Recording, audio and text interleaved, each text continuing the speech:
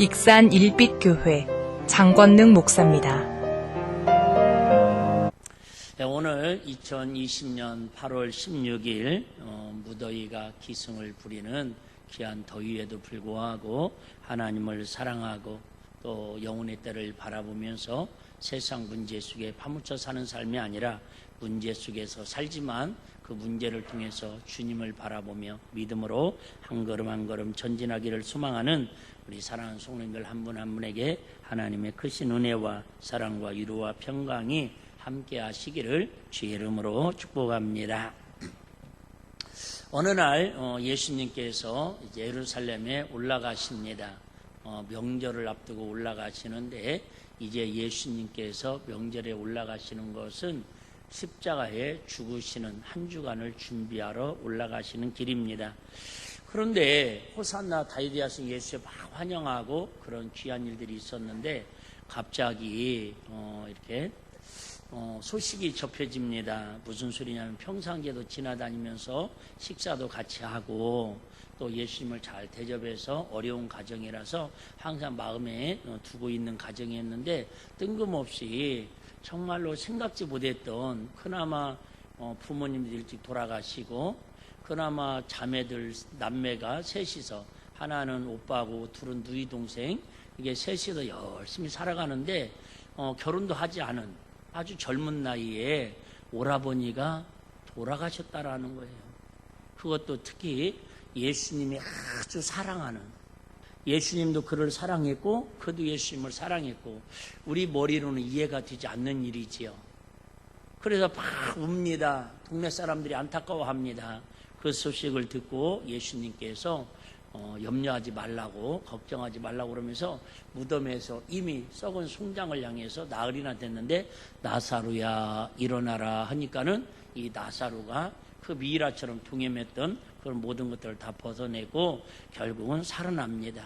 그로 인해서 이제 동네에 잔치가 벌어졌습니다. 그 예수님과 제자들을 초청해 가지고 식사 대접을 합니다.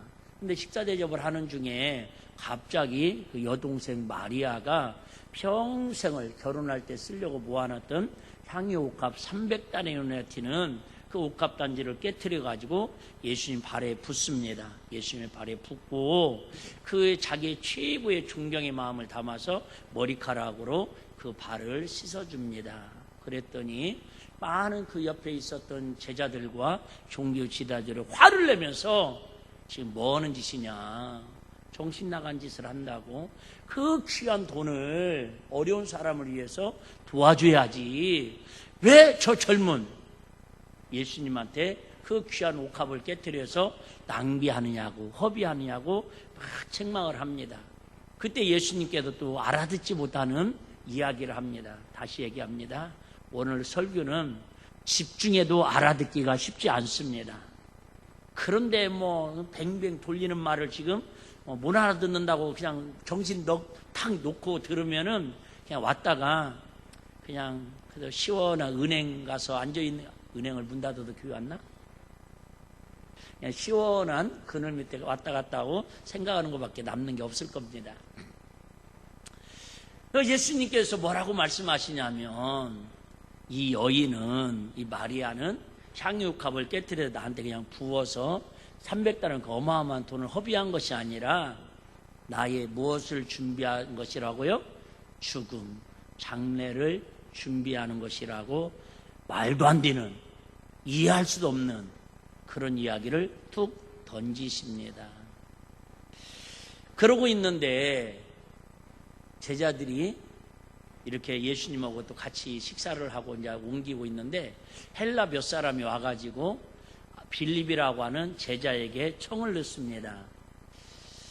우리가 헬라 사람인데 당신의 선생을 좀 만나기를 원합니다. 내가 면담을 신청합니다. 그랬더니 빌립이 안드레에게 가가지고 이만저만해서 이렇게 선생님한테, 예수님한테 상담을 신청하는데 어떻게 하면 좋겠냐고 그러니까 뭔 소리야. 예수님한테 그 말씀을 드려야지. 그 예수님한테 찾아갑니다. 예수님, 헬라 사람 몇이 찾아와가지고 예수님을 만나기를 원합니다. 그러면 예수님 일반적으로 어떻게 대답하면 됩니까? 둘 중에 하나 대답하면 됩니다. 아우 그러냐고 모시라고 같이 대화를 하자고 그러던가, 아니면 지금 컨디션이 안 좋거나 바쁜 일이 있으면 잠깐 기다리라고, 다음에 날짜를 잡고 다음에 교회에 만나자고, 둘 중에 하나를 선택하면 되는데, 예수님께는 뜬금없이 제자들이 지금 헬라 사람들이 만나자고 이야기를 하는데 그에 대한 대답은 하지 아니하고 뭐라고 얘기하시냐면 23절에 보니까 예수께서 대답하여 가라사대 인자의 영광을 얻을 때가 왔도다. 참 이해 안 되는 설교 오늘 합니다. 오늘 어려운 설교입니다. 이해 안 됩니다. 아니 지금 그냥 쉽게 말하면 종교 지도자가, 철학자들이 예수님하고 만나서 좀 상담 좀 하자는데, 그럼 만난다 안 만난다 딱 가부간에 얘기를 하시면 쉽잖아요. 근데 밑도 끝도 없이 예수님께서 가라사대 인자의 영광을 얻을 때가 왔도다. 다시 얘기합니다. 우리는 성경을 과거로 보니까 성경이 그래도 이해가 됩니다. 그런데 미래에는 우리가 예측할 수가 없습니다. 자, 예를 들면 이 여름에 제일로 힘든 것 중에 하나가 뭐였었냐면, 이게 기상청에서 일기예보를 발표하는 겁니다. 그런데 비 온다고 했다가 해 뜨고, 폭우 온다고 했다가 태풍 오고, 예를 들면 태풍이 이쪽으로 관통했다가 저리 돌아가고, 이게 국민들이 막 화가 났습니다. 아니 도대체 기상청은 뭐 하는 거냐고, 국민들이 이렇게 힘들게 하냐고 막 국감조사도 하고 막 분노가 일어났습니다. 그랬더니 이분들이 하는 얘기가, 장비가 오래되어서 노후되어 가지고 정확한 일기예보를 맞출 수가 없습니다. 그래서 정확한 일기예보를 맞추려면 뭐를 바꿔야 한다고요? 컴퓨터를, 장비를 슈퍼컴퓨터로 몇 천억을 들여가지고 바꿔야 한다라는 거예요. 그럼 국민들이 허락을 할까요, 안 할까요? 허락을 하지요. 일기예보를 정확하게 맞춰준다는데, 비가 오는 시간과 비가 안 오는 시간을 맞춰주면, 이번에도 우리 안도 입장이 기도했지만 용담 때문에 수문을 열어야 할 때 안 열고 조금씩 열어야 할 때 한 번에 모아놨다 확 열어가지고 인삼바지 다 썩어져가고 있잖아요. 아니 그것만 잘 예보만 맞춰주면 그런 피해가 없다 그 말입니다. 남원에 있는 섬진강둑이 왜 무너지냐고요. 예보만 정확하게 좀 준비할 수 있었다 그 말입니다. 그러니까 국민들이 그러면 돈이 문제냐고, 수천억을 들여서라도 그 슈퍼컴퓨터 기상 관측 모든 자료를 바꾸라고 장비를 바꿨습니다. 몇 년 전에. 근데 이번에 아셨죠? 태풍 막 지나고 나가고도 400mm 온다고 막 전북에 호의주고 내렸습니다. 4mm 왔습니다. 1년 후를 맞추는 것도 아니고 한 달 후를 맞추는 것도 아니고 하루 몇 시간 후를 맞추는데도 미래는 이렇게 슈퍼컴퓨터가 아니더라도 맞추기가 어렵다 그 말입니다. 미래에 대한 걸 맞춘다라는 건 예수님 위에는 사실은 불가능한 일입니다. 그 얘기 하려고 그러는 거예요. 그런데 예수님께 뭐라고 말씀하시냐면 인자의 영광을 얻을 때가 왔도다. 이 말은 무슨 얘기예요 지금? 예수님이 십자가 지시고 죽을 날이 가까웠다라는 거예요. 과연 나의 죽음을 미리 예견하고 알 수 있는 사람이 얼마나 있을까요? 오늘 우리 안도 이사님이 일찍 오셔가지고 이렇게 제가 얼굴이 많이 상하셨더라고. 일주일 동안 힘든 일이 있으셨냐고 그랬더니 너무너무 힘드시다고 한 번씩 기도를 하신데, 하나님 나 좀 제발 데려가시더라고. 내가 그랬어요. 장단을 잘 맞춰야 하는데 목사가 실수를 했어요. 어차피 돌아가셔야 하는데 언젠가는 아프지 마시고 잠자듯이 하나님 나 좀 데려가시라고, 천국 갈 수 있도록 그렇게 기도하자고. 그러면 그게 축복이지 그러시더라고요. 그 다음 말을 안 했으면 내가 실수를 했는데 그 실수는 면한 것 같아요. 그지만 이제 87살밖에 안 되셨으니까 100살까지는 사시다가 가시자고. 근데 여러분, 아무리 이렇게 덕담을 하고 이야기를 해도 5분 후의 미래, 1년 후의 미래를, 자기의 죽음을 미리 예측할 사람은 없다 그 말이에요. 예수님은 지금 뜬금없이 면담 좀 하자는데 인자가 영광을 받을 때가 가까웠도다. 죽을 날이 가까웠다라는 거예요. 그러면서 하시는 말씀이 오늘의 메인 말씀입니다. 잘 아는 말씀이시죠? 24절 다시 한번 우리 합독하도록 합니다. 시작. 내가 진실로 진실로 너에게 이르노니 한 알에 밀이 땅에 떨어져 죽지 아니하면 한 알 그대로 있고 죽으면 많은 열매를 맺느니라. 아니 지금 이런 얘기 할 상황이 아니라고요. 저는 농부의 아들입니다. 농부의 아들인데 농사 짓는 건 안 좋아합니다. 왜 안 좋아하느냐?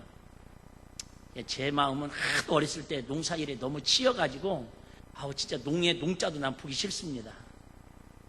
근데 하루는 우리 아버님한테 그랬습니다. 나는 진짜 우리 집에서 뵌 그지? 지게지다가 키도 안 크고 깔비고 배배기 부비려야 손 다 흉터 있고 막내가 혼자 일 다 했다고 내가 막 좀 그랬더니요. 어느 날 우리 아버님이 진지하게 그러더니 막내야 우리 집에서 일 제일 조그만 사람이 너야. 나는 일 내가 혼자 다 한 것 같은데 도라지밭도 내가 혼자 다 맨 것 같은데. 근데 여러분 한번 생각을 해봐요. 미랄이라고 하는 건 말 그대로 밀이든 보리든 벼든 사과든 다 그것들을 미랄이라고 하는 거예요. 쉽게 말하면. 자, 우리 바로 옆에 밭에도 지금 옥수수가 막 자라고 있더라고요.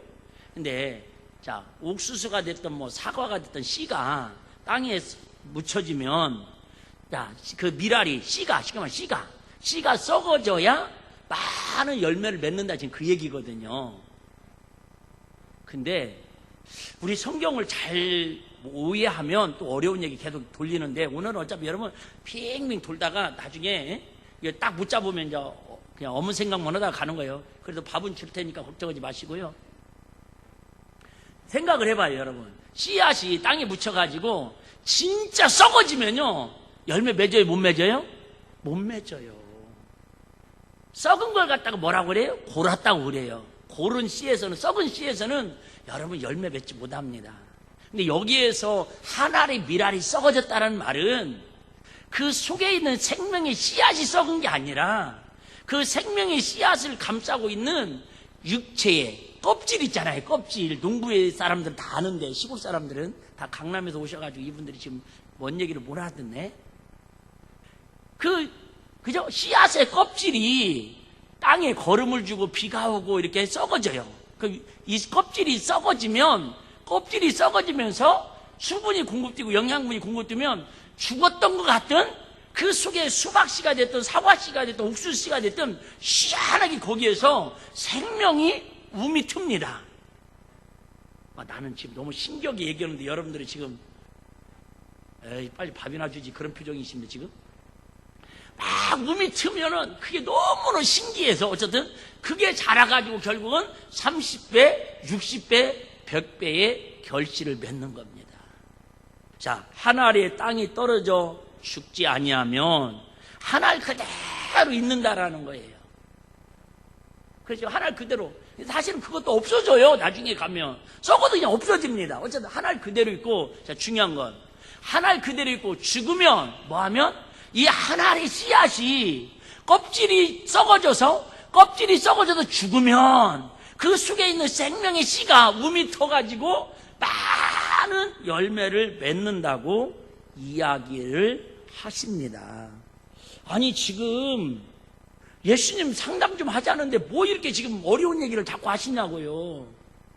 솔직히 여러분이 오늘 듣고 싶은 말은 무슨 말씀 듣기를 원하십니까?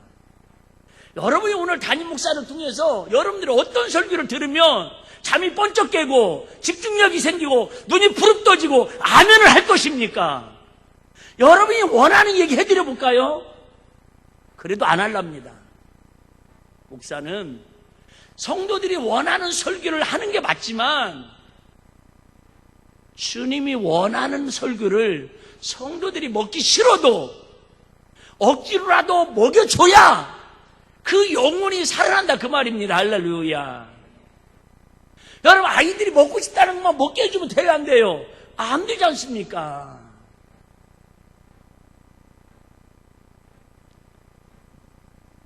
자, 25절 한번 보겠습니다. 25절. 자, 자기 생명을 사랑하는 자는 뭐 할 것이요? 잃어버릴 것이요.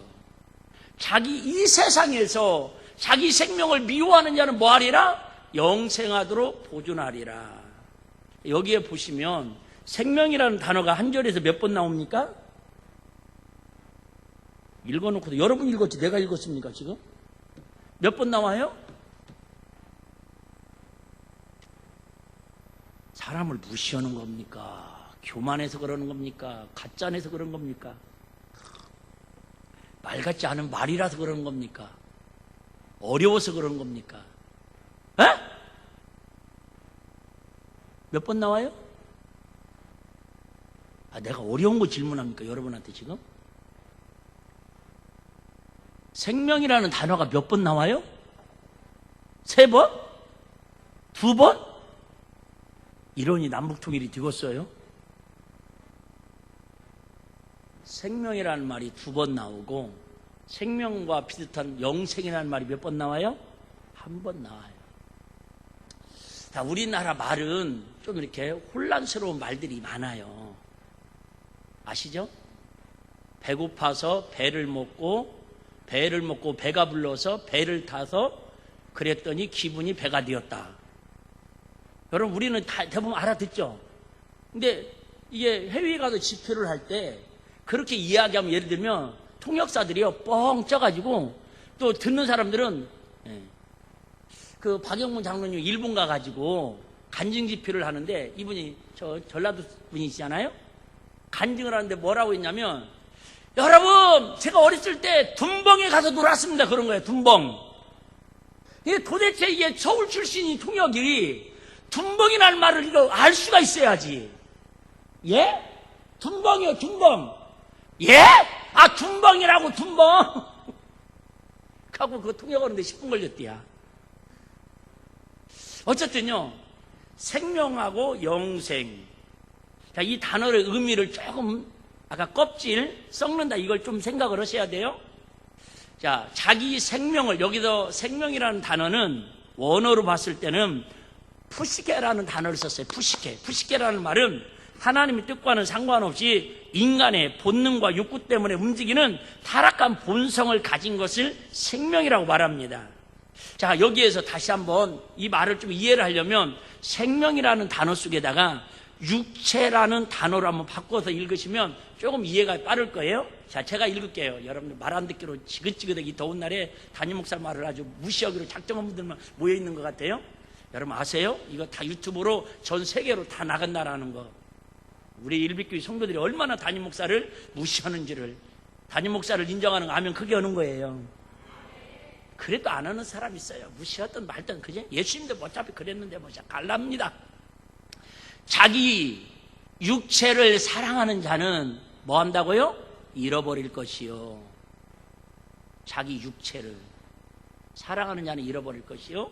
이 세상에서 자기 육체를 미워하는 자는 뭐 한다고요? 영생하도록 보존하리라. 여기서 영생이라는 단어는 헬라어로 조에라는 단어를 쓰고 있는데 육체적 욕망과 반대되는 영원한 생명, 즉 하나님의 생명, 예수님의 생명을 말합니다. 다시 한번 정리하겠습니다. 이런 얘기예요. 지금 아까 얘기했잖아요. 미래 씨앗의 껍질이 썩어지는 게 뭐라고요?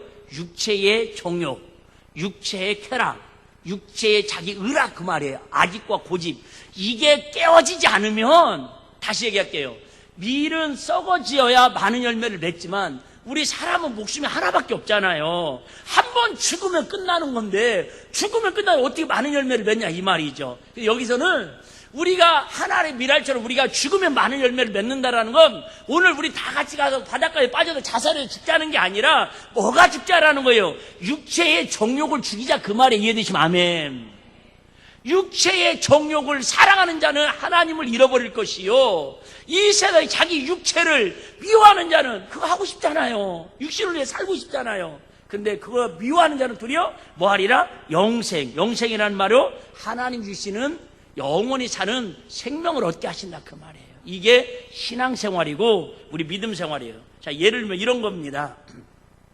돌감나무가 있어요. 참 참 시골에 산 사람들은 뭔 말인지 또 못 알아들으시는데 돌 감람나무인데 근데 감람나무가 우리가 흔치 않죠. 우리나라에서 감나무로 표현할게요. 예? 자, 돌 감람나무가 있어요. 돌 감나무는 아시는 것처럼 쥐밥 열리듯이 예? 이게 먹지도 못하게끔 열리는 그런 예? 열매예요. 또 화만 나는 거야. 예? 막 이게 뭐가 좀 밤나무가 있어서 가봤더니 지금이야 먹을 게 천지고 뭐 그냥 사 먹으면 되지만은 예? 먹을 귀할 때. 근데 열매가 풍신 나는 거예요. 풍신 나. 그런데 이 돌 감람나무를 정말 좋은 나무로 좋은 열매를 맺게 하려면 방법이 있다라는 거예요. 그게 뭐예요? 자, 여러분, 저는요 이 말씀을 참 좋아합니다. 자, 로마서 11장 17절. 자, 어쨌든 여러분 다른 건 몰라도 이 말씀을 좀 이해했으면 좋겠어요. 어차피 앞뒤 문맥은 여러분 성경 오늘 어려운 얘기니까 이해하는 분이 은혜예요, 사실은. 자, 또한 시작 같이 한번 읽습니다. 시작. 가지 얼마가 꺾여졌는데 돌 감람나무인 내가 그들 중에 젖붙임이 되어 참 감람나무 뿌리에 진액을 함께 받는 자 되었은즉. 자, 이런 얘기예요. 저와 여러분은 원래 영적으로 보면 무슨 나무라는 거예요? 돌감람나무. 아무 쓸모없는, 그저 눈 뜨면 뭘 먹을까, 눈 뜨면 내 손에 뭘 잡을까, 눈 뜨면 다른 사람한테 상처를 주든 말든 나만 잘 먹고 잘 살면 되는 그런 육체의 쾌락과 향락을 위해서 살아가는 돌감람나무 같다라는 거예요. 그런데 사실은 자기는 잘 되는 것 같지만 식상 열매가 있다 없다? 없다. 근데 우리는 돌감나무 같은 인생을 어떻게 참 감람나무처럼 살 수 있는 방법이 있는데 그건 뭐라고요? 젖붙이면 된다라는 거예요. 젖붙임은 제가 초등학교 때인가 중학교 때 진짜 봤어요. 우리 시골에 밭나무를 젖붙이는 거 봤는데 어쨌든 여러분 돌감람나무 가지를 자릅니다. 잘라가지고 대각선으로 면도칼 같은 걸로 대각선으로 최대한으로 면적을 넓게 대각선으로 자릅니다. 그리고 참 감람나무도 자릅니다. 그래갖고 이 대각선으로 잘라가지고 여기 대각선과 대각선을 마주치게 해가지고 거기에다 총롱처럼 지금은 뭐 이해되죠? 총롱처럼 녹여가지고 비닐로 꼭 싸맵니다. 그런데 신기하게 그렇게 되면요 거기 한 1년 정도 지나면 진액이 나와가지고 그게 붙습니다. 여러분 정확한 정보는 아닌데 예를 들면 탱자하고 귤하고 젖붙였더니 탱자가 나와야 하는데 황금향이 나왔대요. 예를 들면 탱자가 평생 놔둬도 아무리 탱자와 탱자까지는 젖붙이면 탱자밖에 안 나와요. 좀 크고 좀 작고. 근데 귤에다가 탱자를 젖붙였더니 세상에 황금향이 나왔대. 황금향이 뭔지도 몰라요? 귤보다 7배 비싸고 7배 맛있는 거요. 내 생각에. 그것처럼 참 감람나무에다 돌감람나무를 젖붙이면요 조그마한 가지 그거 하나 놔두면 평생 가야 열매다고 열매 하나도 못 맺어. 저와 여러분들이 아무리 열심히 살고 새벽부터 저녁까지 수고하고 노력해도요 여러분 나중에 죽을 때는 솔로몬처럼 모든 것이 인생이 헛디고 그렇게 고백하고 간다니까요. 그냥 버려지는 돌감나무 가지 하나에 불과해요. 그러다 결국 말라 빌쳐서 지옥불에 집어 던진다니까요. 근데 이 쓸모없는 돌감나무 가지 하나를 참 감나무에 젖붙여 놓으니까 1년 지나고 2년 지나니까 세상에 거기서 돌감나무에서 뭐가 나온다고요? 참 감나무의 열매가 주렁주렁 맺어진다는 거예요. 뭘 통해서? 참 감나무의 진액을 공급받아서.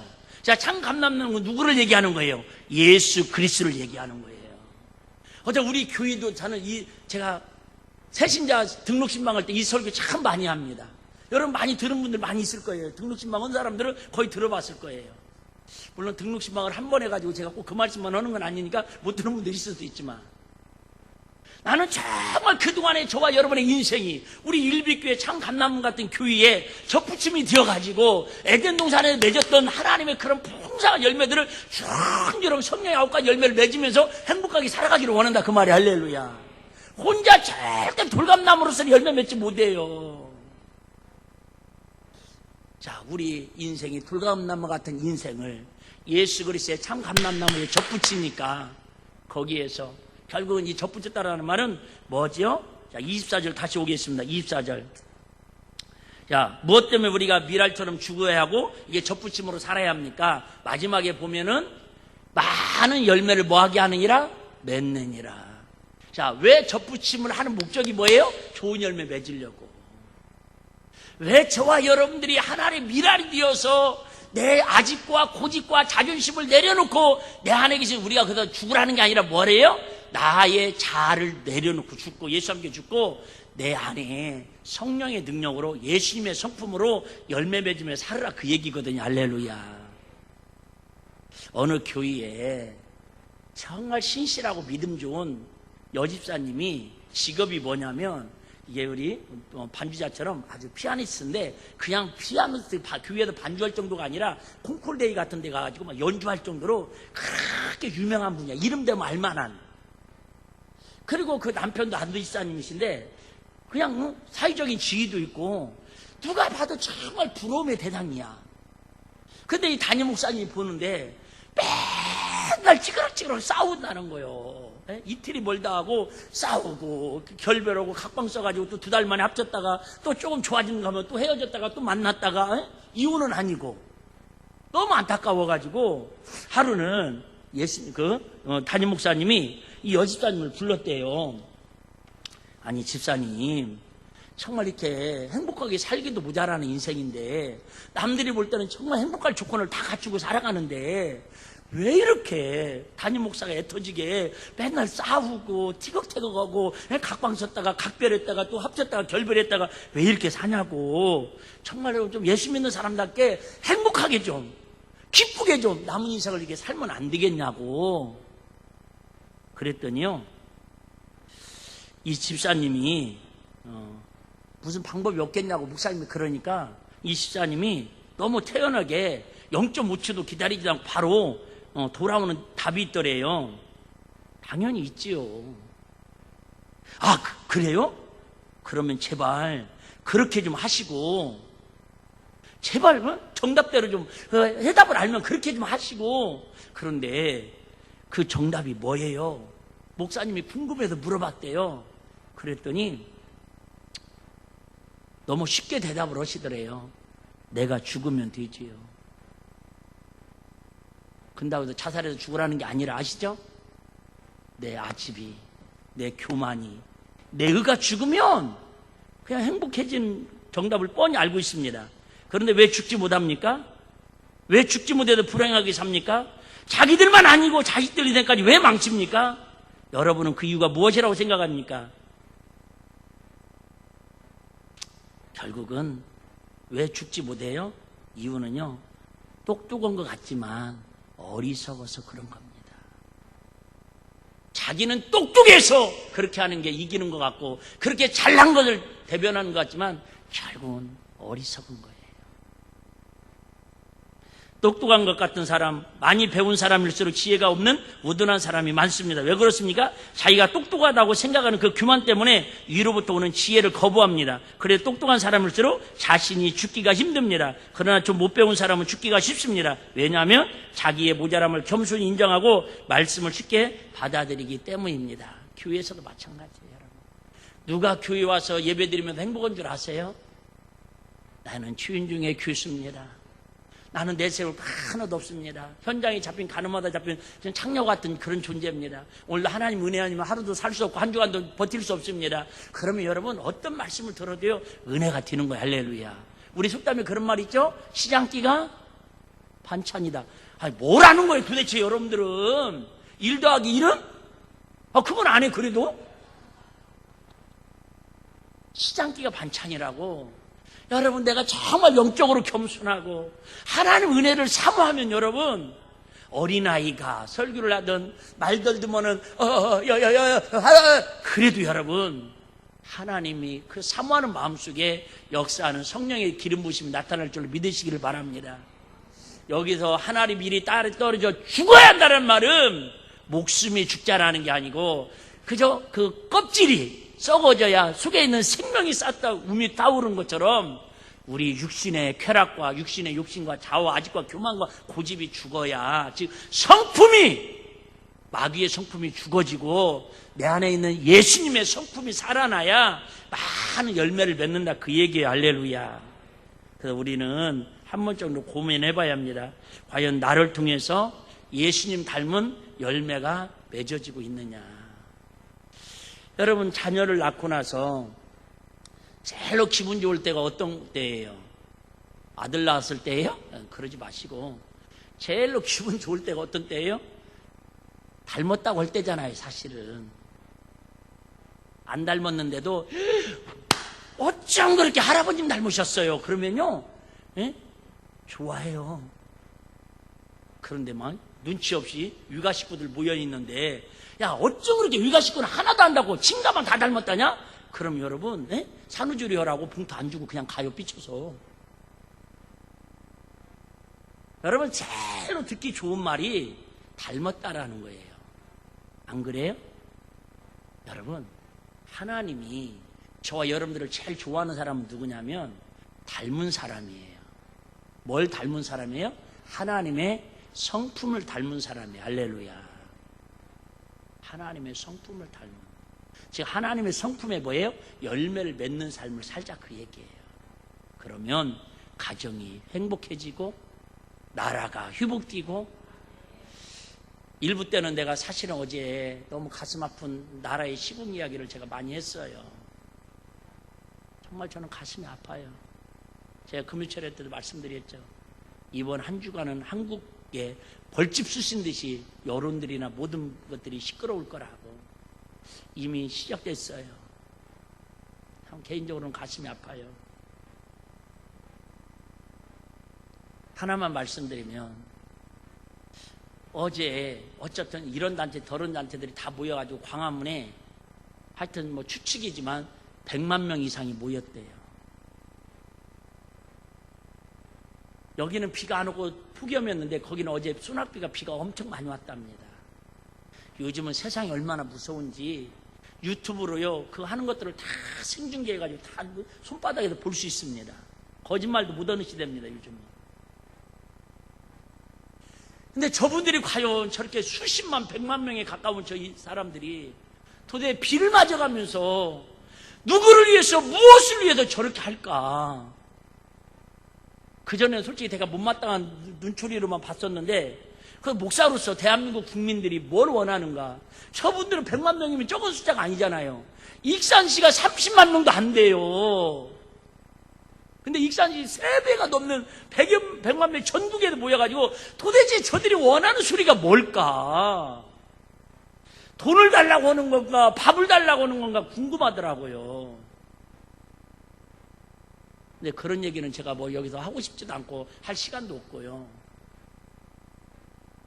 근데 어제 제가 잠깐 그 유튜브를 실시간으로 보고 있는데 경찰들이 6천 명이 그 집회를 다 둘러싸서 막 그러고 있는데도요, 어떤 시커먼 스타렉스가 중계방송하고 있는데, 유튜브로, 개인 유튜브로 차로 그 사람들이 군대들 모여 있는데 그냥 밀고 지나가가지고 그 자리에서 사람 하나가 죽었어요. 여러 사람이 다쳤어요. 모르겠어요. 오늘 뉴스에 나올란가. 제가 볼 때는 내보내지 않을 거예요. 죄송해요. 나는요, 언론의 뉴스를 100% 다 믿는 목사는 아니에요. 근데 안 믿는 것도 아니에요. 참고만 할 뿐이지. 여러분, 자, 생각을 해봐요. 왜 저 많은 100만 명이나 모여서 뭐를 향해서 저렇게 피 맞고 저렇게 외치고 있고, 한쪽에서는 니네들은 떠들라면 떠들러라, 의사들이 3만 명이 모여가지고 폐업을 해가면서 목숨 걸고 생명 걸어가지고 저렇게 해도, 한쪽에서는 눈 하나 까딱 안 하고, 저들은 국민들한테 비난들을 수리 각오하면서도 여의도에 가가지고 3만 명이 저렇게 또 비 맞아가면서 저렇게 포기하면서 외치고 있을까? 과연 누가 누구를 위한 걸까? 내가 볼 때는 이쪽도 대한민국 국민이고 저 사람들도 대한민국 국민인데 다 나라를 사랑해서 그러고 국민들을 사랑해서 그러는데 왜 저렇게 우리는 서로 이렇게 양쪽으로 여당도 대한민국을 사랑하고 야당도 대한민국을 사랑해서 한다고 그러는데 왜 우리는 이렇게 혼돈의 시대에 이렇게 힘들게 살아야 하는가? 고래등에 새우등 던진다고 왜 서민들만 이렇게 애통 터지게 살아야 하는가? 결국은 그 속에 진리가 있느냐 없느냐로 우리는 정체성을 분별해야 하고, 두 번째는 우리의 서로 육신의 욕심의 껍질이 썩어지고 죽지 않으니까 서로 자기 의견만 옳다고 저러는 거예요.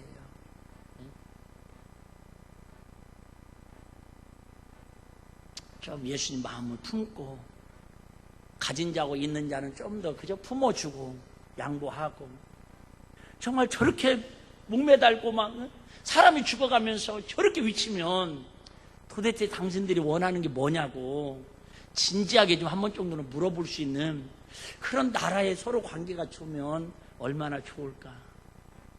의사들이 저렇게 의식 있는 의사들이 파업을 하면서 3만 명이 모여서 저렇게 위치면 도대체 저들이 왜 저렇게 울부짖는가를 진지하게 좀 한번 들어줄 수 있는 그런 나라의 모습이 되면 좋지 않을까. 저 목사로서 안타까워서 그래. 나 누구 편도 아니라는 건 아시잖아요. 왜 그래요?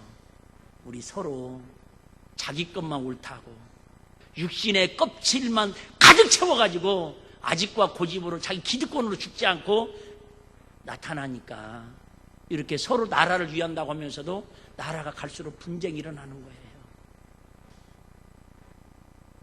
정말 어제 저는 광복절 경축사 제가 그 뉴스를 보면서요, 정말 대한민국에 살고 있는 목사로서 너무 가슴이 아프더라고요.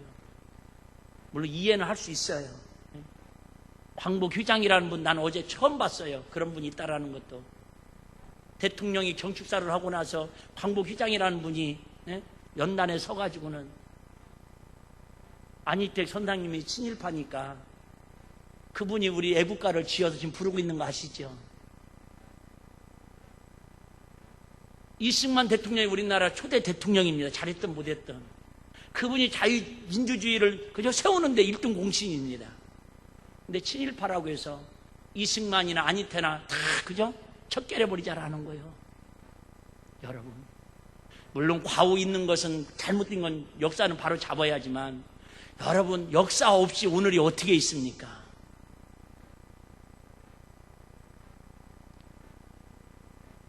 그렇지 않아도 국민들이 힘들어하고 있는데, 그렇지 않아도 정부에 대해서 마음들이 지금 분노가 일어나서 역대 최고로 여당의 지지율이 하락하고 대통령의 지지율이 지금 밑바닥으로 지금 떨어지고 있는데, 굳이 그런 국가적인 행사에서 그렇게 여론을 서로 그죠? 국민들의 마음을 갈라놓을 필요가 있겠냐, 그 말이 내 얘기는. 그러니까 제주도에 있는 도지사는 이게 뭔 소리냐, 경축사에서 세상에 이런 말을 할 수가 있냐고 또 반대 의견을 막 피력하고. 난 참 이런 모습들이 대한민국의 씁쓸한 모습이에요. 결론, 그냥 속상하니까 결론으로 끝내려고 그럽니다. 이 어려운 때에 그러면 우리는 어떻게 하면 되느냐, 그 말이에요. 도대체 어떻게 하면 이 나라의 민족을 우리가 관심 있게 하나님 기뻐하는 나라로, 내가 저번에 제가 그런 과격적인 언어 썼는데 앞으로 안 쓰려고 그러는데, 저는 때론 그런 마음도 들어요. 오늘 본문이라 그러지만 어제 광화문에서 스타렉스에 치여가지고 그 사람이 하나가 죽어가지고 이 땅에 원하는 하나님의 나라가 좀 세워진다면 그나마 좀 참 미랄이 참 유익할 텐데, 그런 마음도 들고요. 솔직히 저 같은 거 하나 그런 일을 위해서 뭔가 희생을 해서 이 나라가 정말 하나님 기뻐하는 진리의 나라로 세워질 수 있다면 스데반 집사님처럼 그런 길을 내가 마다하지 않는 길을 용기를 달라고 기도하고 싶은 마음도 없지 않아 있습니다. 너무 나라가 지금 풍경통화 위기에 우리가 있습니다. 여러분, 이따 우리 사모님 우리 밴드에다가 막 올려놨는지 모르겠지만 제가 어제 페이스북을 보면서 너무 기절을 막 놀랐어요. 우리나라에는 여러분 여러 그죠? 기관이 있습니다. 그중 하나가 여성가정부라는 게 있습니다. 우리 어렸을 때만 해도요, 여성가족부 없었습니다. 워낙 여성들이 득세해가지고 남성가정부는 없어. 가족부는 여성가족부, 그래서 그걸 갖다가 여가부라고 그럽니다. 여가부. 여성들의 인권과 여성들의 모든 복지를 나라의 어떤 전문가들을 통해서 밀어주고 지원해주고 보호해주자, 그런 뜻입니다. 인권을. 근데 이 여가부에서 200권의 권장 도서를 만들어가지고 추천을 해가지고 모든 초등학교에다가 도서관에 비치를 하고 공공도서관에 비치하도록 200권의 권장 도서가 있습니다. 여러분 이따 꼭 밴드 한번 들어가서 한번 보셔봐요. 근데 그 내용 중에 책 몇 권 중에 어떤 내용들이냐면 어린아이들 초등학생 1, 2학년들한테 아주 적나라하게 선교하는 방법부터 시작해가지고 한마디로 말하면 너의 인생을 살으라 그 얘기입니다. 상대방이야 기분이 어떻든 그냥 너 하고 싶은 대로 하고 살아라 그 얘기입니다. 근데 여러분, 아이들은 어렸을 때 정체성이 회복되지 않고 이게 잡히지 않았을 때는요, 책 한 권이 얼마나 그 사람에게 미치는 영향이 큰지 모릅니다. 이런 말 하면 안 되는데, 요셉이, 그지? 내가 자수하는 마음으로 하는데요. 우리 때는 그런 책도 없었는데, 우연찮게 고등학교 때인가 중학교 때인가 하여튼, 썬데이 서울이라는 게 있었어요. 알잖아요. 거기 보면, 하여튼, 지금은 그거 뭐, 초등학생들도 보는 내용이요. 근데요, 제가 책을 얼마나 많이 읽었겠어요. 얼마나 교과서에 공부를 많이 했겠어요. 근데 그건요, 하여튼 돌아다니는 거 어떻게 하다가 친구들하고 그렇게 돌려보는 거 있었잖아요. 그러지 마라는 그게 뭐가 있었어, 연재가. 나 처음 얘기하네. 근데 그 어렸을 때 사춘기 때 봤던 그게요, 지금까지도 40년이 지났는데도 머릿속에 이렇게 정확하게 새겨져 있잖아요. 여러분, 잘못된 비진리, 잘못된 인격 형성, 잘못된 사상을 책을 통해서 아이들에게 그렇게 심어놓으면요, 그 아이들은 평생 그게 진리인 줄 알고 그게 교범인 줄 알고 그걸 따라가게 돼 있습니다. 근데 문제는 이런 것들을 학부형들이 모르고 있다는 거예요. 여러분, 알면 여러분 이렇게 있으면 안 됩니다. 그나마 알고 있는 분들이 어제도 그 비 맞고 어느 정당 앞에 가갖고도 이거 철폐하라고, 이런 악법을 철폐하라고 1000명 이상이 모여가지고 비 맞아가면서 기도를 하고는 그 모습 보면서 그래도 한국교회에 희망은 그래도 있구나, 그런 생각을 합니다. 내가 입술이 짧아가지고 시간도 없어가지고 정확한, 여러분, 목사가 이렇게 얘기하기도 거부할 정도로, 부끄러울 정도로 그런 적나라한 내용들을 여러분 초등학교 8살, 9살, 10살짜리한테 선생님들을 가르치고 애들도 그 책을 보면서 그렇게 인격 형성을 해가지고 그렇게 살으라고 지금 여가부에도 독려를 하고 있다니까요. 여러분, 피를 토할 일입니다. 지금 피를 토해야 할 일이에요. 다시 또 한번 얘기할게요. 여러분 반응이 없으니까. 이번 한 주간 극동방송에서 온세대 여름성경학교를 라디오를 통해서 했습니다. 마지막 날 어떤 분이 사연을 보냈는데, 문자를 보냈는데, 저희 교회는 75주년, 70주년 정도 됐는데 주일학교가 한 명도 없습니다. 여러분, 그나마 우리는 누가 뭐라고 해도, 나라가 뭐라고 해도 그래도 우리는 기본적인 신앙을 지킬 수 있는 힘은 있잖아요. 영적인 힘은. 근데 우리 주일학생들, 우리 청년들, 우리 어린 세대들은요, 이제 저들은 어디 가서 진리의 말씀을 듣냐 그 말이에요. 학교에 가면 전부 그런 외부설진, 외국인, 이승만 대통령을 부인하는 나라, 태극기를, 그냥 애국가를 부인하는 나라, 공직적인 정치사회에서, 광복절 정치사회에서 이런 시대에 우리가 지금 살아가고 있다고요, 여러분. 우리 기독교 역사에 가장 핍박이 심했을 때가 언제 아니면 로마가 이스라엘을 식민지 하면서 네로한 게 AD 64년 그때였습니다. 예수님 돌아가시고 나서 초대교회가 막 전국으로 막 사도들이 성령받아 복음을 전하고 교회가 세워지니까요, 로마 황제 네로가 미치는 거예요. 이거 폭동이 일어나면 기독교인들한테 우리가 쉽게 말하면 어려움을 겪어 댕기니까는 그 로마 시내를 불질러 버립니다. 그 여론을 어디로? 이거 여론을 그냥 확 돌려가지고는 기독교인이 불냈다고. 그러니까 여론이 모르는 사람들은 뭐예요? 이야, 이 확진자보다 더 나쁜 기독교인들, 코로나보다 더 악독한 기독교인들 다 잡아 죽이자. 죽이는데 그냥 죽이는 게 아니라 본보기를 보인다고요. 사자들을 열흘씩 굶주립니다. 그리고 유부녀들, 어린아이들을 그 원형 경기장에다 갖다 10명, 20명 집어 넣어놓습니다.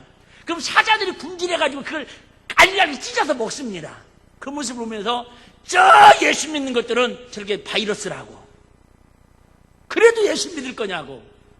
그렇게도 핍박해가지고 기독교를 말살합니다. 그런데 그들의 죽음으로 기독교가 말살된 게 아니라 더 복음이 불타올라서 저와 여러분들까지 이 복음이 여기까지 전해진 거예요. 할렐루야.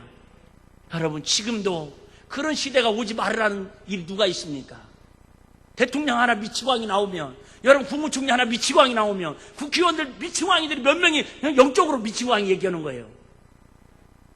미치광이 나오면 그런 핍박이 오지 말으라고 대한민국 누가 장담할 수 있겠습니까? 여러분 최소한도 아무리 내가 깨끗하게 예수 믿고 아무리 신실하게 예수 믿고 싶어도 그런 영적 분위기에서는, 환경에서는 우리 신앙생활 하기 쉽지 않습니다. 생각해봐. 여러분, 그러면 지금 한국의 주일학교가 40%에서 50%는 주일학교 없는 교회가 40% 넘는답니다. 50% 넘는답니다. 그러면 30년, 40년 후에는 여러분 이 땅의 기독교는 어떻게 되겠는가 보이지 않아요? 그런데도 우리 기독교인들은 그냥 나만 예수 믿으면 된다고, 그냥 우리 가정이 오늘 뭘 먹을까 뭘 마실까 그냥 그죠? 편안하면 된다고 그렇게 사시기를 원하십니까? 우리 육체의 세상에 잘못된 그죠? 아성의 껍질이 좀 벗어져서 나를 통해서 예수 그리스도의 생명에, 예수 그리스도의 성품이 열매 맺으며 살아갈 수 있도록 우리 모두 주님의 뜻을 이루고 살아갈 수 있는 우리 일빛교인들이 다 되시기를 주의 이름으로 축복합니다. 한번 따라하고 마치겠습니다. 성도는 미랄이신 예수님처럼 죽어야 행복합니다. 그래요. 여러분, 내가 죽으면 자존심이 상하는 것 같아요. 내가 죽으면 그거 없으면 못 살 것 같아요. 그런데 그거 내려놓으면 그 다음부터는 주님이 손잡아 주시고, 주님이 채워주시고, 주님이 일해 주시고, 주님이 함께 해주시는 걸 믿으시기를 바랍니다. 저부터 시작해서 우리 조금씩 더 죽어져서 나를 통해서 예수님이 드러내는 그런 삶을 살아감으로 우리 모두 행복자들이 되시기를 주의 이름으로 축복합니다.